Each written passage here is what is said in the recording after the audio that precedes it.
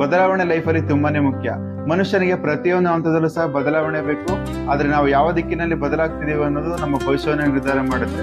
ಕೆಲವೊಂದ್ಸರಿ ನಮ್ಮ ಬದಲಾವಣೆ ಹೇಗಿರುತ್ತೆ ಅಂದ್ರೆ, ಬೇರೆಯವ್ರನ್ನ ಮೆಚ್ಚೋಕೋಸ್ಕರ, ಖುಷಿ ಪಡಿಸೋಕೋಸ್ಕರ ನಮ್ಮ ಅಸ್ತಿತ್ವವನ್ನ ಕಳ್ಕೊತೀವಿ. ಬದಲಾಗ್ತಿರೋ ಪ್ರಪಂಚದಲ್ಲಿ ಬದಲಾವಣೆ ಬೇಕು, ಆದ್ರೆ ಆ ಬದಲಾವಣೆಯಿಂದಾಗಿ ನಾವು ಇನ್ನಷ್ಟು ಎತ್ತರಕ್ಕೆ ಹೋಗ್ಬೇಕು ಹೊರತು ವಿನಾಶದ ಕಡೆಗೆ ಅಲ್ಲ.